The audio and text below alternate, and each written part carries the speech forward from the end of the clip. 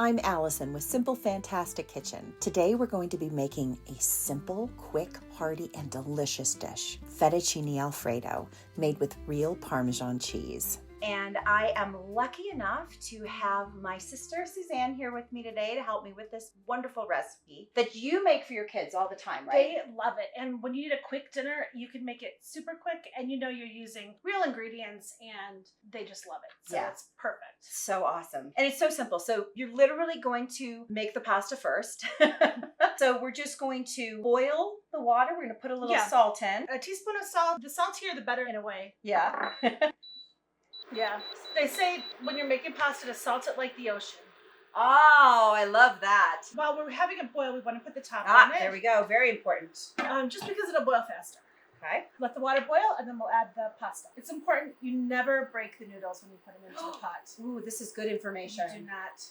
That is not Italian. No, it is not done.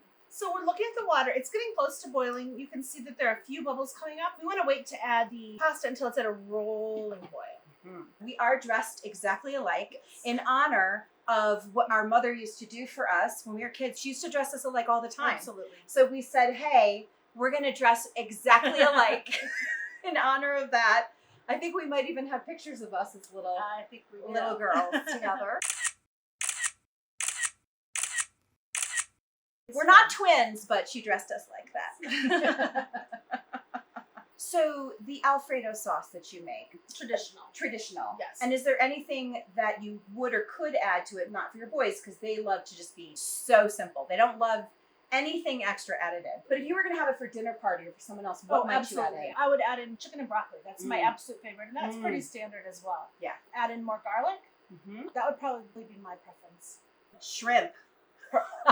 Yes. I think shrimp would sound fantastic. I think you're right. Yes. I think you're right. So any kind of protein that you want to add to it, it's really flexible. But this will give you the base for. Oh yeah. This is the base, so you can add anything to it that you want later. This is totally delicious as is, but it's also just a great place to start and super, super easy. Yeah, it's basic, it's simple, and delicious. Delicious. Put in the comments below what you love to add to your fettuccine Alfredo. Absolutely. Okay, does it look right to you now? It is rolling boiling. Okay, so I am going to remove the lid and show what this looks like here. That is a beautiful rolling boil. And then Suzanne is going to properly put in the fettuccine noodles. We're using 1 pound, which is 1 box, and you can adjust it if you have more or fewer servings. It's nice to use a big pot so that you don't have to try to bend or break the pasta when you're putting it in. I like to give it a little stir at the beginning so that the water gets in between the pasta, and then we don't cover it when we're cooking it here. And how long would you let it cook for? Follow the box's instructions, but for this, the box says 9 to 11 minutes. Since we're going to be putting it into the sauce, it'll cook a little bit more. Right. So we'll say 9 minutes. That'll be al dente. Great. If you're using fresh pasta, you just put it in for a minute or 2. Very nice.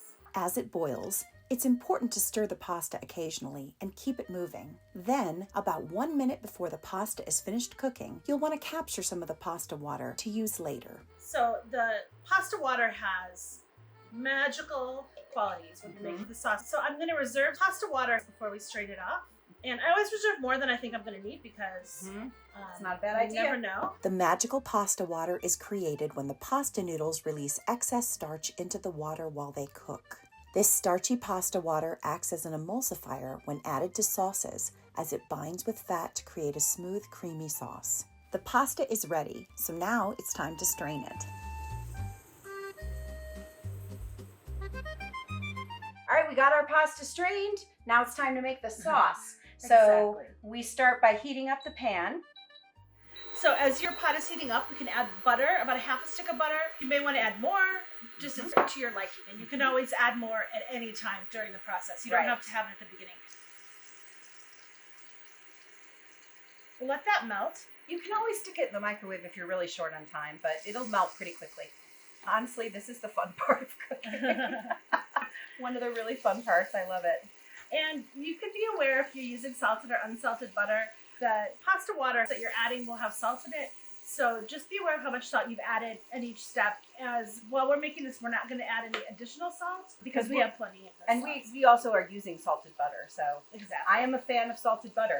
Yes. Start to add some Parmesan, just a handful or two. A note about the Parmesan cheese. The quickest way to make this recipe is with packaged, pre-shredded real Parmesan, which is what we're using today. This will result in a sauce that has some clumpy pockets of cheese due to the anti-caking ingredients in the pre-shredded Parmesan. Please note that the anti-caking ingredient in our cheese is cellulose, which is a type of dietary fiber that's also found in fruits and vegetables. So there's nothing unhealthy about it, and it's a huge time saver. Also, both Suzanne's sons and I love the beautiful clumps of cheese. But if you prefer to have the sauce fully incorporated, you must grate your own Parmesan. I recommend a Parmigiano Reggiano, as it turns out great. Now add your pasta water to the mixture and start to blend it, stirring well to incorporate the sauce together as much as possible. And I'm going to add a little bit more of the pasta water.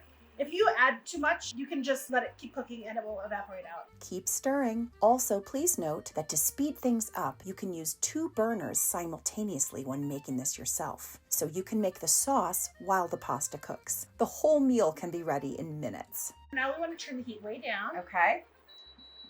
But then that is about it. We're going to crack some pepper into the sauce. This is so easy. Yep. I can't believe how easy this is. It's my boy's favorite. Oh, look at the cheesy goodness.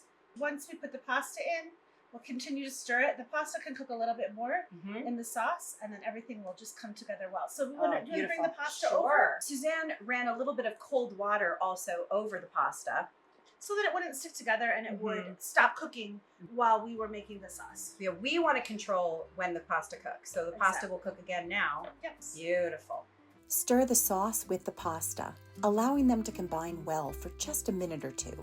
Do this over low heat. Then you're ready to serve.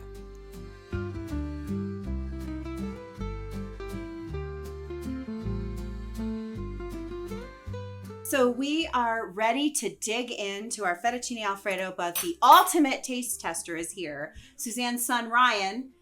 Are you ready? This is one of your favorite dishes your mom makes, right? Yeah. Yeah. You ready to try it?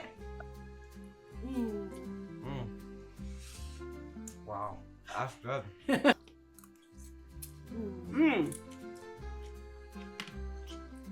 That's so good, Suze. It's simple but just delicious. This is so good. And the cracked pepper just adds that extra, it's so good. The full recipe is in the description below. The product links are in the description as well. For more recipes, subscribe to Simple Fantastic Kitchen.